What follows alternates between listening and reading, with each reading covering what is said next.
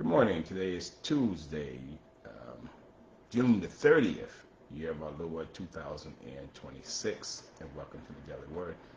This morning in the book of Esther. Last time I was in the book of Esther, I was in chapter 9, verse 1 through 4, the victory of the Jews. And this is the story of Esther, is where Haman devised a plan to have all the Jews annihilated.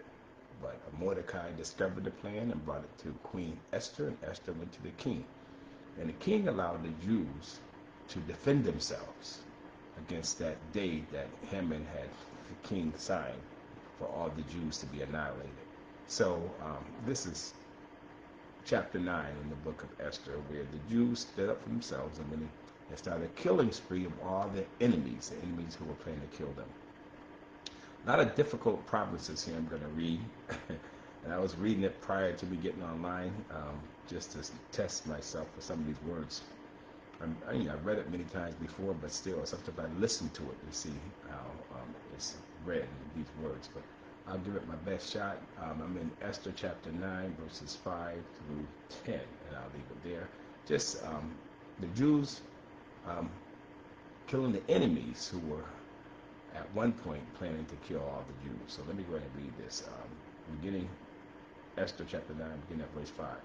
So the Jews went ahead on the appointed day and struck down their enemies with the sword. They killed and annihilated their enemies and did as they pleased with those who hated them.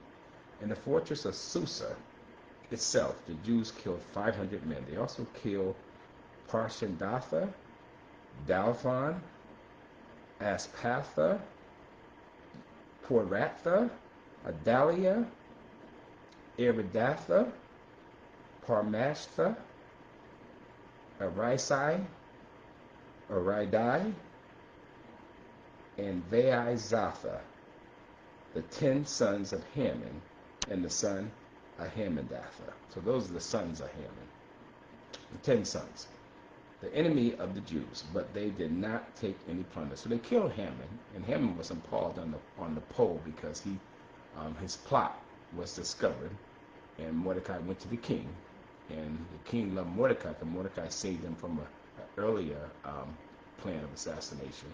So Mordecai was well esteemed by the king. So he found the plan of Haman, and they impaled Haman on a pole, and then the Jews went and killed all of Haman's sons. Anyway, I'll leave it there. God bless you. God willing, we'll see you again on Wednesday.